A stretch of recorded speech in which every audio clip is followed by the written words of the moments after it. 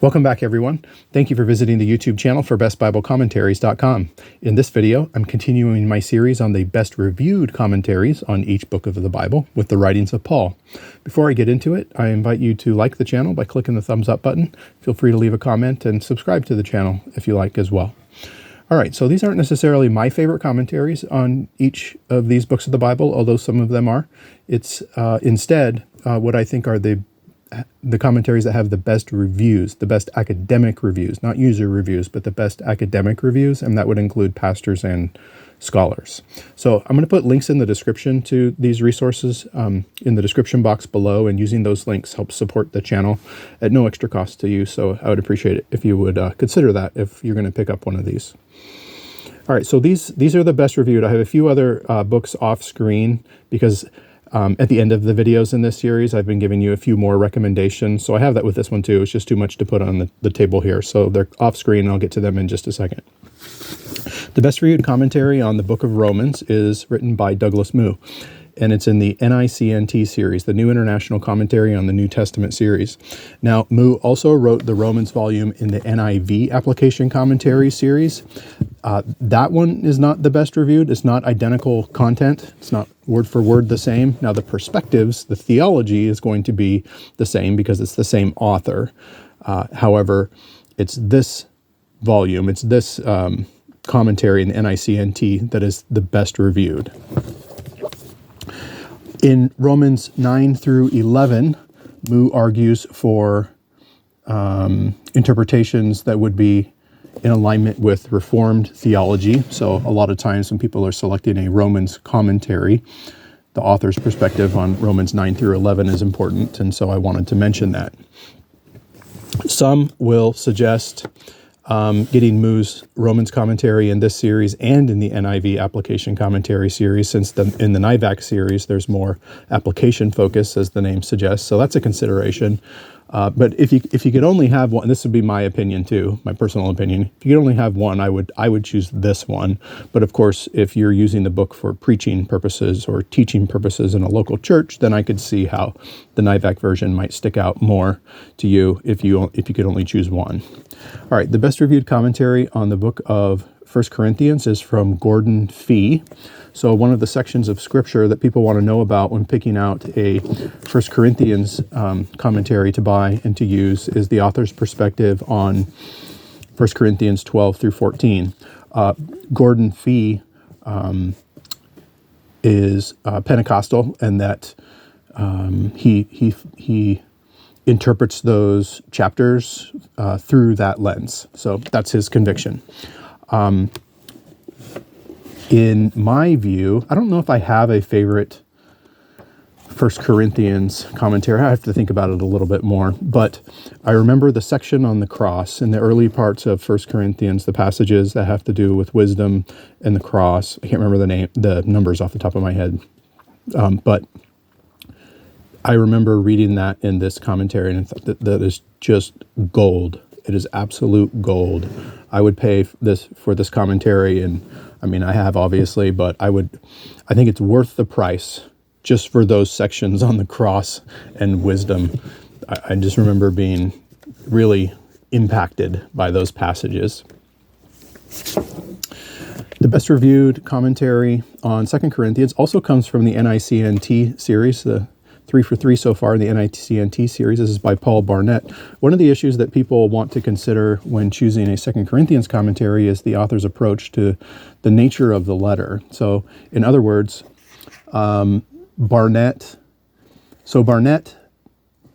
believes that it is a unified letter. So, the opposite of that, or in contrast to that, there are many commentators on 2 Corinthians that believe the letter is actually 2 letters, or it's even composed of 3 letters. Now, all the details on that is beyond the purposes of this video, but it would be good to know that Barnett sees the letter as a unified whole. I think even an introductory commentary to 2 Corinthians, or maybe even a study Bible introduction, might help you to understand the issues regarding is it 1 letter, 2 letter, or 3 letters. So, but just important to know for our purposes, the purposes for this video, is that Barnett sees it as a unified whole.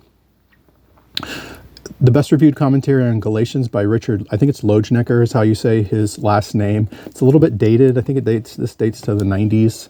So if you're looking for information on recent scholarship in Galatians, this isn't going to be your first choice. But pastors generally find this commentary very useful.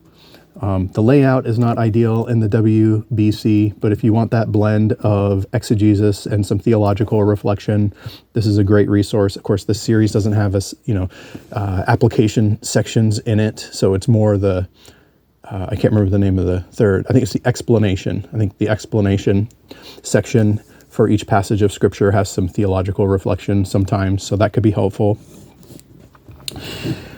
The best reviewed commentary on Ephesians, to be really clear, it's probably Peter O'Brien, but that's out of print for reasons I'm not going to get into in this video. So those volumes can easily be over $100, although I have not checked the price recently. So I wanted to offer something that I knew would be accessible for people, and I do think this could very well be the best reviewed. It's maybe been Peter O'Brien, maybe the last 10 years or so. Maybe Hoehner has eclipsed him. This is a very thorough commentary. This Ephesians is not a long letter, and this is over 900 pages in length. It is mid-level. It's a standalone commentary. It's not part of any series, but I would liken it to the BECNT. I would liken the content to the BECNT. If you don't know Greek, you will get a lot out of this commentary, but you're not going to maximize the content in this commentary. So, and of course, it's just up to you whether you want to take that approach if you don't know Greek. So, not as much theological reflection in this volume as in O'Brien. So we kind of miss some of that if you just have this and you don't have O'Brien. But I do think maybe a Peter O'Brien footnote that Hoehner's Ephesians is the best reviewed. He taught at Dallas Theological Seminary for over 40 years. And I was going to make the comment that when I read that commentary, I feel like I'm reading somebody who has just been studying Ephesians in depth for a lifetime, essentially. And that's exactly the case with Hoehner. He's just an expert on Ephesians. So, all right. Best reviewed commentary in Philippians is by Moises Silva in the BECNT series. This has a new cover design. Here's a spoiler alert of a book I'm going to show you in a minute. Also showing you now. It looks like this cover design now. But so this is a little bit older. This is a shorter commentary on Philippians. It's about 250 pages or so, but it's really good. It's very good for pastors who have some familiarity with Greek. That would be like the sweet spot. That would be the bullseye. Some pastors who have some familiarity with Greek. So if you don't know Greek, again, you'll get a lot out of it. You just might not maximize it. I think Silva is a very clear writer, and I always appreciate that about biblical scholarship. Let's do what Howard Hendricks says and bring the cookies down to the lower shelf so more people can understand. And sometimes when scholars write like scholars, it's just not as accessible. So I appreciate Silva for that. Best reviewed commentary on Colossians and Philemon is also by Douglas Moo, but in the PNTC series, Pillar New Testament Commentary series. It's more theological reflection in this volume than in the BECNT or the WBC. I'd actually say it might be more comparable to the NICNT. Douglas Moo is an excellent writer, a very clear writer, and that certainly comes across in this commentary. Let's see, I'm kind of out of order here. Best reviewed on 1st and 2nd Thessalonians is a little bit dated. F.F. Bruce. I think this is from 1982. Actually, there's an update to this. I just remembered. There's an update to this. It's not a replacement, but it's an update. And one of F.F. Bruce's students did an update of this volume that it came out a few years ago. I think the last name was Kim, K-I-M. So you might want to consider that one. If you already have this one, I don't think you need the update. So it is there's a lot of explanation of the Greek. So again, you get a lot out of it if you don't know Greek, but you're not going to maximize it. There's not a lot of theological reflection. There's not a lot of application. Every passage ends with this third section called explanation. That's a little bit helpful to, at least when I was pastoring. That section was a little bit helpful to me, but it really kind of depends on the writer. So, for your consideration. This is one of my favorite commentaries. There's two of my favorite commentaries just of any book of the Bible. Actually, three are in this video. Moo, Fee, Mounce is another one of my favorites. Just amazing depth in this commentary with incredible writing. I think so. Mounce is probably most known for his Greek resources, but he used to teach at Gordon Conwell. He used to teach New Testament in Greek, and I think it's his teacher's heart. I think it's his teacher's heart that comes through in this commentary, and what I mean by that partly is just the clarity.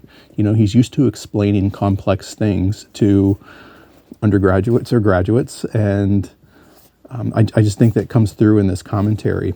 This is one of those where, you know, there's sometimes I have a question about, you know, Galatians, you know, and just for example, I pull this off the shelf and it didn't really address my question. So I go to, you know, a different resource and try and find the answer to my question. This is one of those where I'm very, very rarely left frustrated that I couldn't find the answer or I couldn't find a discussion on the issues that I wanted. So I wish Mounce had written more commentaries. He just didn't write a lot. And this one's so well reviewed. I think it would be, you know, the church would be helped with more resources like that. But the church is helped from his Greek resources, so I won't complain too much. All right, so let me give you a few other options off screen here. I wanted to give you another one on Romans. This is from Thomas Schreiner in the BECNT series. Same thing that I said with regard to the Greek from this Philippians volume, just so you know. But in my view of the academic literature, Moo is a clear standalone as far as number one. And I think that Schreiner is a clear standalone in number two. There's more discussion on, I would say, there's more options. There's even more subjectivity when you get beyond that in terms of Romans commentaries, unless you're talking about like the classics or something. But in terms of modern commentaries, this is a clear two. It's very good. I'm glad I have it on my shelf. I did a video recently on Schreiner's new Revelation commentary, and some people didn't like that he had changed his views on the millennium, which I understand that, but he's an excellent scholar, and I still, my suggestion would be is not let that deter you from his other works, even if you decide ultimately to not pick up that Revelation volume. All right, so here's another option for 1 Corinthians from the NIGTC series. This is advanced. This series is advanced, and it's also like maybe twice the cost of some of these commentaries that I'm showing you. If you know Greek, then this volume is gold. It is wonderful. Did I say the author? Anthony Thistleton, NIGTC. So if you know Greek, like I said, if you know Greek, this is just a wonderful volume to have on your shelf. It's incredibly in-depth, but not in my opinion, not in a dry way. I will say that if you're interested in this, there is how do I describe it? There's a kind of a mid-level version of it that doesn't have as much of the scholarship, and I don't think it has any Greek in it, and it'll be about half the price. So I don't have that one, but it's a paperback, and it's I think it's like a yellow or gold design. So in this series, G.K. Beale wrote the Revelation volume, and there's also a mid-level version of that. I have both of those, and it's literally the same words. It's just that some passages of the commentary are omitted. And so it would be probably, if you're interested, it'd probably be worthwhile to look that up and look at some of the previews online to see if that would be a good consideration for you. All right, two more. And they're both from G.K. Beale. So this one came out a few years ago, Colossians and Philemon. I think this is going to be one of the best reviewed on these books of the Bible, BECNT series. Beale's known for his Revelation commentaries, I just said. And this one on 1st and 2nd Thessalonians. This series, if you're not familiar with it, is the IVP New Testament Commentary series. And I would say it's similar to the NIV Application Commentary series. So it's designed for pastors, and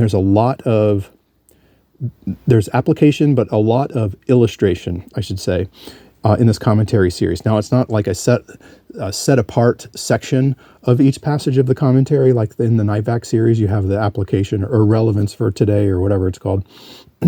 But in this one, it's scattered. The illustration and application is scattered throughout the discussion. So you can read these ones straight through. I think lay people, I think you could read this straight through. I was a little bit skeptical, honestly, with G.K. Beale writing in this series, because when you write for this series, it can be very dense academic discussion, and sometimes writers with that skill set don't necessarily have the another skill set involving making the text relevant to today in the application and so forth. But I'm happy to admit that my moment of skepticism was completely incorrect, and Beale does a wonderful job, and volumes in this series are actually quite affordable compared to, well, this one, for instance. All right. Let me know what your favorite commentaries are on Paul's letters in the comment section, and I'll see you next time.